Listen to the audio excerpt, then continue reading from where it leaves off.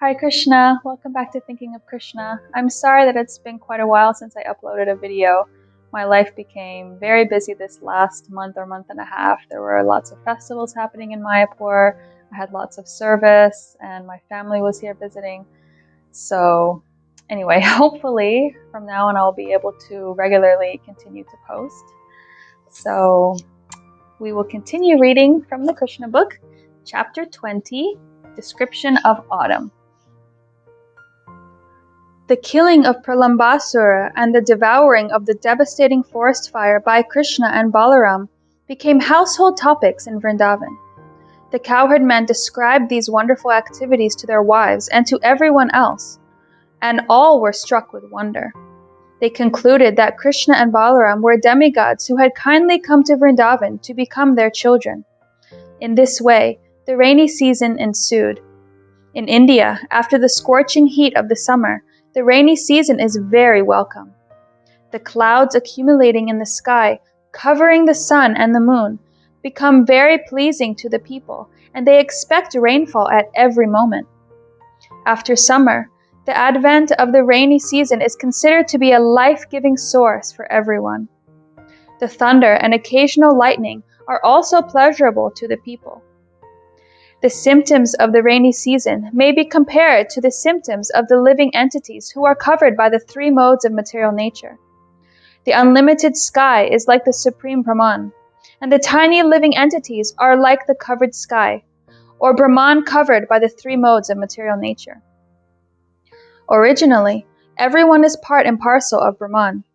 The supreme Brahman, or the unlimited sky, can never be covered by a cloud, but a portion of it can be covered. As stated in the Bhagavad Gita, the living entities are part and parcel of the Supreme Personality of Godhead, but they are only an insignificant portion of the Supreme Lord. This portion is covered by the modes of material nature, and therefore the living entities are residing within this material world. The Brahma Jyoti, spiritual effulgence, is just like the sunshine. As the sunshine is full of molecular shining particles, so the Brahma Jyoti is full of minute portions of the Supreme Personality of Godhead. Out of that unlimited expansion of minute portions of the Supreme Lord, some are covered by the influence of material nature, whereas others are free. Clouds are accumulated water drawn from the land by the sunshine. Continually for 8 months, the sun evaporates all kinds of water from the surface of the globe. And this water is accumulated in the shape of clouds, which are distributed as water when there is need. Similarly, a government exacts various taxes from the citizens, such as income tax and sales tax, which the citizens are able to pay by their different material activities, agriculture, trade, industry, and so on. This taxation is compared to the sun's drawing water from the earth. When there is again need of water on the surface of the globe, the same sunshine converts the water into clouds and distributes it all over the globe. Similarly, the taxes collected by the government must be distributed to the people again as educational work, public work, sanitation work, etc. This is very essential for a good government. The government should not simply exact taxes for useless squandering. The tax collection should be utilized for the public welfare of the state. During the rainy season, there are strong winds blustering all over the country and carrying clouds from one place to another to distribute life-giving water to the needy living entities. Water is urgently needed after the summer season, and thus the clouds are just like a rich man who in times of need distributes his money even to the point of exhausting his whole treasury. So the clouds exhaust themselves by distributing water all over the surface of the globe. When Maharaj Dasharath, the father of Lord Ramachandra, used to fight with his enemies, it was said that he approached them just like a farmer uprooting unnecessary plants and trees. And when there was a need of giving charity, he used to distribute money exactly as the clouds distribute rain. The distribution of rain by clouds is so sumptuous that it is compared to the distribution of wealth by a great, munificent person. The clouds' downpour is so profuse that the rains even fall on rocks and hills, and on the oceans and seas where there is no need for water. The clouds resemble a charitable person who opens his treasury for distribution and who does not discriminate whether the charity is needed or not. He gives in charity open-handedly. Before the rainfall, the whole surface of the globe becomes almost depleted of all kinds of energies and appears very lean. After the rainfall, the whole surface of the earth becomes green with vegetation and appears to be very healthy and strong. Here a comparison is made to the person undergoing austerities for fulfillment of a material desire. The flourishing condition of the earth after the rainy season is compared to the fulfillment of material desires. Sometimes, when a country is subjugated by an undesirable government, persons and parties undergo severe penances and austerities to get control of the government, and when they attain control, they flourish by giving themselves generous salaries. This temporary profit is like the flourishing of the earth in the rainy season. Actually, one should undergo severe austerities and penances only to achieve spiritual happiness. In Srimad Bhagavatam, it is recommended that tapasya, or austerity, should be accepted for realizing the Supreme Lord. By accepting austerity in devotional service, one regains his spiritual life. And as soon as one regains his spiritual life, he enjoys unlimited spiritual bliss. But if someone undertakes austerities and penances for some material gain, it is stated in the Bhagavad Gita that the results are temporary and that they are desired by persons of less intelligence. During the rainy season, in the evening there are many glowworms visible about the tops of trees, hither and thither, and they glitter just like lights. But the luminaries of the sky, the stars and the moon, are not visible. Similarly, in the age of Kali, persons who are atheists or miscreants become very prominently visible, whereas persons who are actually following the Vedic principles for spiritual emancipation are practically obscured. This age, Kali Yuga, is compared to the cloudy season of the living entities. In this age, real knowledge is covered by the influence of the material advancement of civilization. The cheap mental speculators, atheists, and manufacturers of so-called religious principles become prominent like the glowworms, whereas persons strictly following the Vedic principles or scriptural injunctions become covered by the clouds of this age. People should learn to take advantage of the actual luminaries of the sky, the sun, moon, and stars, instead of the glowworm's light. Actually, the glowworms cannot give any light in the darkness of night. As clouds sometimes clear, even in the rainy season, and sometimes the moon, stars, and sun become visible, so even in this Kali Yuga, there are sometimes advantages.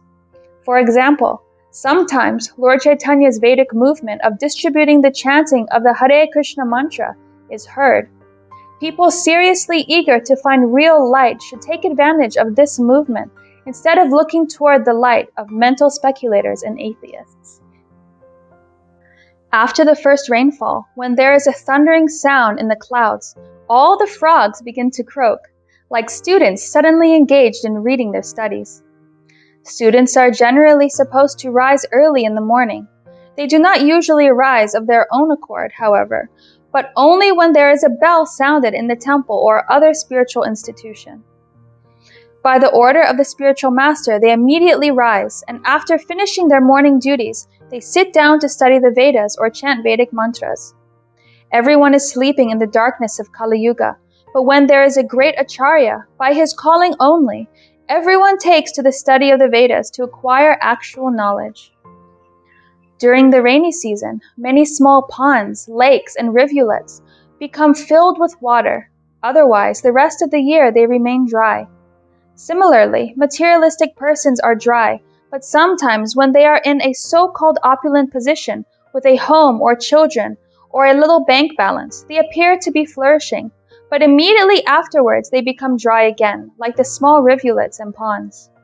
The poet Vidyapati said that in the society of friends, family, children, wife, etc., there is certainly some pleasure, but that pleasure is compared to a drop of water in the desert.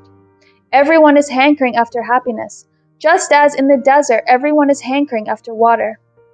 If in the desert there is a drop of water, it may of course be said that water is there, but the benefit from that drop of water is very insignificant. In our materialistic way of life, which is just like a desert, we are hankering after an ocean of happiness. But in the form of society, friends, and mundane love, we are getting no more than a drop of water. Our satisfaction is never achieved, as the small rivulets, lakes, and ponds are never filled with water in the dry season. Due to rainfall, the grass, trees, and other vegetation look very green.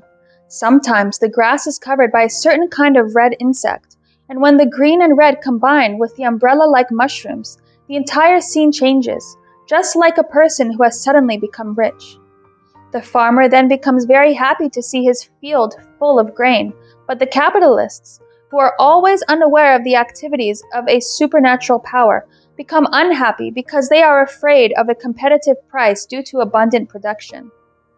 In some places, certain capitalists in government restrict the farmer's production of grain, not knowing the actual fact that all food grains are supplied by the Supreme Personality of Godhead.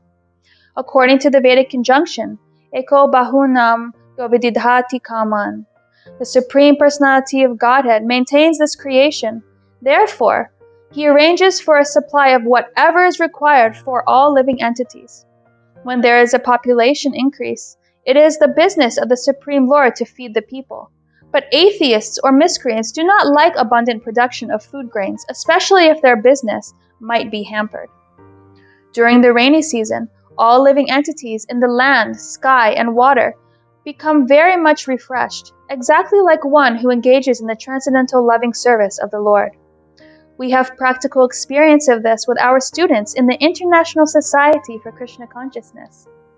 Before becoming students, they were dirty looking. Although they had natural, beautiful personal features, due to having no information of Krishna consciousness, they appeared very dirty and wretched. Since they have taken to Krishna consciousness, their health has improved, and by their following the rules and regulations, their bodily luster has increased. When they are dressed with saffron-colored cloth, with tilak on their foreheads, and beads in their hands and on their necks, they look exactly as if they have come directly from Vaikuntha.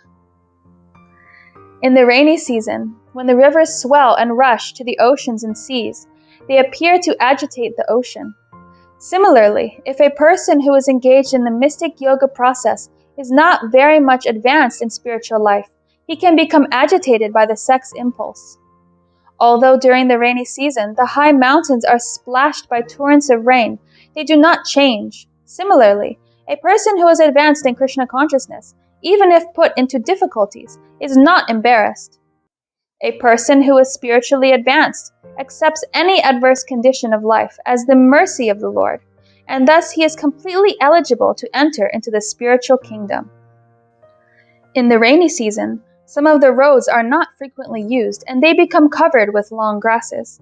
These roads are exactly like a Brahmana, who was not accustomed to studying and practicing the reformatory methods of the Vedic injunctions. He becomes covered with the long grasses of Maya. In that condition, forgetful of his constitutional nature, he forgets his position of eternal servitorship to the Supreme Personality of Godhead. By being deviated by the seasonal overgrowth of long grasses created by Maya, a person identifies himself with the Mayic production and succumbs to illusion, forgetting his spiritual life. During the rainy season, lightning appears in one group of clouds and then immediately in another group of clouds. This phenomenon is compared to a lusty woman who does not fix her mind on one man. A cloud is compared to a qualified person because it pours rain and gives sustenance to many people.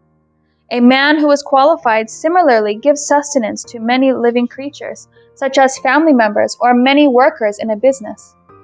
Unfortunately, his whole life can be disturbed by a wife who divorces him. When the husband is disturbed, the whole family is ruined.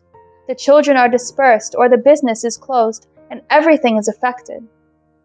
It is therefore recommended that a woman desiring to advance in Krishna consciousness live peacefully with a husband, and that the couple not separate under any condition. The husband and wife should control sex indulgence and concentrate their minds on Krishna consciousness so their life may be successful. After all, in the material world, a man requires a woman and a woman requires a man. When they are combined, they should live peacefully in Krishna consciousness and should not be restless like the lightning, flashing from one group of clouds to another. Sometimes, in addition to the roaring thunder of the clouds, there is an appearance of a rainbow, which stands as a bow without a string. Actually, a bow is in the curved position because it is tied at its two ends by the bowstring. But in the rainbow, there is no such string, and yet it rests in the sky so beautifully. Similarly, when the Supreme Personality of Godhead descends to this material world, he appears just like an ordinary human being, but he is not resting on any material condition. In the Bhagavad Gita, the Lord says that he appears by his internal potency, which is free from the bondage of the external potency. What is bondage for the ordinary creature is freedom for the personality of Godhead. In the rainy season, the moonlight is covered by clouds, but is visible at intervals. It sometimes appears that the moon is moving with the movement of the clouds, but actually the moon is still. Due to the clouds, it also appears to move. Similarly, for one who has identified himself with the moving material world, his actual spiritual luster is covered by illusion, and with the movement of material activities, he thinks that he is moving through different spheres of life. This is due to false ego, which is the demarcation between spiritual and material existence, just as the moving cloud is the demarcation between moonlight and darkness. In the rainy season, when the clouds appear for the first time, the peacocks dance with joy upon seeing them. The peacocks can be compared to persons who are very much harassed in the materialistic way of life. If they can find the association of a person engaged in the loving devotional service of the Lord, they become enlightened and dance just like peacocks. We have practical experience of this. Many of our students were dry and morose previous to their coming to Krishna consciousness, but having come into contact with devotees, they are now dancing like jubilant peacocks. Plants and creepers grow by drinking water from the ground. Similarly, a person practicing austerities becomes dry, but after the austere performances are completed and he gets the result, he begins to enjoy life in sense gratification with family, society, love, home, and other paraphernalia. He becomes jolly like newly grown plants and grass. Sometimes it is seen that cranes and ducks meander continually on the banks of the lakes and rivers, although the banks are filled with muddy garbage and thorny creepers. Similarly, persons who are householders without Krishna consciousness are constantly tarrying in material life, in spite of all kinds of inconveniences. In family life or any life, one cannot be perfectly happy without being Krishna conscious. Srila Narottam Das Thakur prays that he will have the association of a person, either a householder or a man in the renounced order of life, who is engaged in the transcendental loving service of the Lord and is always crying the holy name of Lord Chaitanya. For the materialistic person, worldly affairs become too aggressive, whereas to a person who is in Krishna consciousness, everything appears to be happily situated. The barriers around an agricultural field sometimes break due to heavy torrents of rain. Similarly, the unauthorized atheistic propaganda in the age of Kali breaks the boundary of the Vedic injunctions. Thus, people gradually degenerate to godlessness. In the rainy season, the clouds, tossed by the wind, deliver water which is welcome like nectar. When the Vedic followers, the Brahmanas, inspire rich men like kings and members of the wealthy mercantile community to give charity in the performance of great sacrifices, the distribution of such wealth is also nectarian. The four sections of human society, namely the Brahmanas, the Kshatriyas, the Vaishyas, and the Shudras, are meant to live peacefully in a cooperative mood. This is possible when they are guided by expert Vedic Brahmanas who perform sacrifices and distribute wealth equally. Vrindavan forest improved from the rains and was replete with ripened dates, mangoes, blackberries, and other fruits. Lord Krishna, the Supreme Personality of Godhead, along with his boyfriends and Lord Balaram, entered the forest to enjoy the new seasonal atmosphere. The cows, being fed by new grasses, became very healthy, and their milk bags were all very full. When Lord Krishna called them by name, they immediately came to him out of affection, and in their joyful condition, the milk flowed from their bags. Lord Krishna was very much pleased when he passed through the Vrindavan forest by the site of Govardhan Hill. On the bank of the Yamuna, he saw all the trees decorated with beehives pouring honey. There were many waterfalls on Govardhan Hill, and their flowing made a nice sound. Krishna heard them as he looked into the caves of the hill. When the rainy season was not ended completely, but was gradually turning to autumn, sometimes, especially when there was rainfall within the forest, Krishna and his companions would sit under a tree or within the caves of Govardhan Hill and enjoy eating the ripened fruits and talking with great pleasure. When Krishna and Balaram were in the forest, Mother Yashoda used to send them some fruits, sweetmeats, and rice mixed with yogurt. Krishna would take them, sit down on a slab of stone on the bank of the Yamuna, and call his friends to join him. While Krishna and Balaram and their friends were eating, they watched the cows, calves, and bulls. The cows appeared to be a little tired from standing with their heavy milk bags.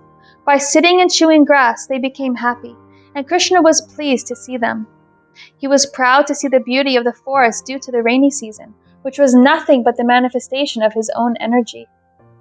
At such times, Krishna would praise nature's special activities during the rainy season. It is stated in the Bhagavad Gita that the material energy, or nature, is not independent in its actions. Nature is acting under the superintendence of Krishna. This is confirmed in the Brahma Samhita, which states that material nature, known as Durga, is acting as the shadow of Krishna. Whatever order is sent from Krishna, material nature obeys. Therefore, the natural beauty created by the rainy season was acted out according to the indications of Krishna, who thus felt very proud of material nature's beautiful activities. While Krishna and Balaram were enjoying the gifts of the rainy season in this way, the autumn season gradually arrived, when all the water reservoirs become very clean, and when pleasing and refreshing air blows everywhere. With the appearance of autumn, the sky was completely cleared of all clouds, and it recovered its natural blue color. The blooming lotus flowers in the clear water in the forest appeared like persons who have fallen down from yoga practice, but have again become beautiful by resuming their spiritual life. Everything becomes naturally beautiful with the appearance of the autumn season. Similarly, when a materialistic person takes to Krishna consciousness and spiritual life, he also becomes as clear as the sky and water in autumn. The autumn season takes away the rolling of dark clouds in the sky, as well as the polluted water. Filthy conditions on the ground also become cleansed. Similarly, a person who takes to Krishna consciousness immediately becomes cleansed of all dirty things within and without. Krishna is therefore known as Hare. Hare means he who takes away. Krishna immediately takes away all unclean habits from anyone who takes to Krishna consciousness. The clouds of autumn are white, for they do not carry any water. Similarly, a retired man, being free from all responsibility of family affairs, namely maintaining the home, wife, and children, and taking completely to Krishna consciousness, becomes freed from all anxieties and looks as white as clouds in autumn. Sometimes in autumn, the falls come down from the top of the hill to supply clean water, and sometimes they stop. Similarly, sometimes great saintly persons distribute clear knowledge, and sometimes they are silent. The small ponds, which were filled with water because of the rainy season, gradually dry up in autumn. As for the small aquatics living in the reservoirs, they cannot understand that their ponds are diminishing day by day, just as the materially engrossed persons cannot understand that their duration of life is being reduced day by day. Such persons are engaged in maintaining cows, property, children, wife, society, and friendship. Due to the reduced water and scorching heat from the sun in the autumn season, the small creatures living in small reservoirs of water are very much disturbed. They are exactly like uncontrolled persons who are always unhappy from being unable to enjoy life or maintain their family members. The muddy earth gradually dries up, and newly grown fresh vegetation begins to wither. Similarly, for one who has taken to Krishna consciousness, desire for family enjoyment gradually dries up. Because of the appearance of the autumn season, the water of the ocean becomes calm and quiet, just as a person developed in self-realization becomes free from disturbance by the three modes of material nature. In autumn, farmers save the water within the fields by building strong walls so that the water contained within the field cannot run out. There is hardly any hope for new rainfall, Therefore, they want to save whatever is in the field. Similarly, a person who is actually advanced in self-realization protects his energy by controlling the senses. It is advised that after the age of 50, one should retire from family life and conserve the energy of the body for utilization in the advancement of Krishna consciousness. Unless one is able to control the senses and engage them in the transcendental loving service of Mukunda, there is no possibility of salvation. During the daytime in autumn, the sun is very scorching, but at night, due to the clear moonshine, people get relief from the day's fatigue. Similarly, a person who takes shelter of Mukunda or Krishna can be saved from the fatigue of misidentifying the body with the self. Mukunda or Krishna is also the source of solace for the damsels of Vrindavan. The damsels of Rajbhumi are always suffering because of separation from Krishna, but when they meet him during the moonlit autumn night, their fatigue of separation is relieved. When the sky is clear of all clouds, the stars at night shine very beautifully. Similarly, when a person is actually situated in Krishna consciousness, he is cleared of all dirty things, and he becomes as beautiful as the stars in the autumn sky. Although the Vedas contain instructions for pursuing knowledge, jnana, for practicing mystic yoga, and for engaging in karmic activities in the form of sacrifices, the ultimate purpose of the Vedas is stated in the Bhagavad Gita. One has to accept Krishna consciousness after thoroughly studying the Vedas. Therefore, the clean heart of a devotee in Krishna consciousness can be compared to the clean sky of the autumn season. During autumn, the moon looks very bright along with the stars in the clear sky. Lord Krishna himself appeared in the sky of the Yadu dynasty, and he was exactly like the moon surrounded by the stars, or the members of the Yadu dynasty. When there are ample blooming flowers in the gardens in the forest, the fresh aromatic breezes give great relief to the persons who have suffered during the summer and rainy seasons. Unfortunately, such breezes could not give any relief to the gopis because of their heart's dedication to Krishna. People in general might have taken pleasure in that nice autumn breeze, but the gopis, not being embraced by Krishna, were not very much satisfied. On the arrival of the autumn season, all the cows, deer, birds, and females in general become pregnant, because in that season all the husbands generally become impelled by sex desire. Such pregnant females are exactly like the transcendentalists, who, by the grace of the Supreme Lord, are bestowed with the benediction of their destinations in life. Srila Rupa Goswami has instructed in his Upadeshamrita that one should execute devotional service with great enthusiasm, patience, and conviction, and should follow the rules and regulations, keep oneself clean from material contamination, and stay in the association of devotees. By following these 6 principles, one is sure to achieve the desired result of devotional service.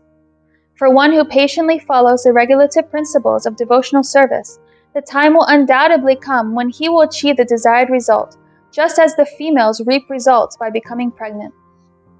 During the autumn, the lotus flowers in the lakes grow in large numbers because of the absence of lilies. Both the lilies and the lotus flowers grow by sunshine, but during the autumn season, the scorching sun helps only the lotus. This example is compared to a country where the king or the government is strong. The unwanted elements like thieves and robbers cannot prosper. During the autumn, the lotus flowers in the lakes grow in large numbers because of the absence of lilies. Both the lilies and the lotus flowers grow by sunshine, but during the autumn season, the scorching sunshine helps only the lotus. This example is compared to a country where the king or the government is strong. The unwanted elements like thieves and robbers cannot prosper. When the citizens become confident that they will not be attacked by robbers, they develop with great satisfaction. A strong government is compared to the scorching sunshine in the autumn season. The lilies are compared to unwanted persons like robbers, and the lotus flowers are compared to the satisfied citizens. During autumn, the fields become filled with ripened grain. At that time, the people become happy over the harvest and observe various ceremonies, such as Navana, the offering of new grain to the Supreme Personality of Godhead. The new grain is first offered to the deities in various temples, and all are invited to take sweet rice made with this new grain. There are other religious ceremonies and methods of worship, particularly in Bengal, where the greatest of all such ceremonies is held, called Durga Puja.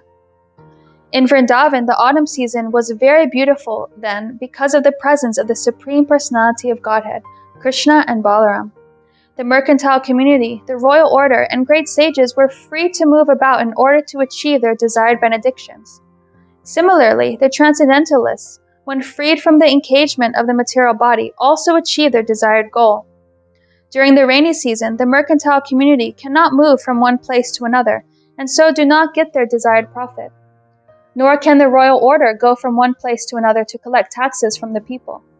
As for saintly persons, who must travel to preach transcendental knowledge, they are also restrained by the rainy season. But during the autumn, all of them leave their confines. In the case of the transcendentalists, be he a jnani, a yogi, or a devotee, because of the material body, he cannot actually enjoy spiritual achievement.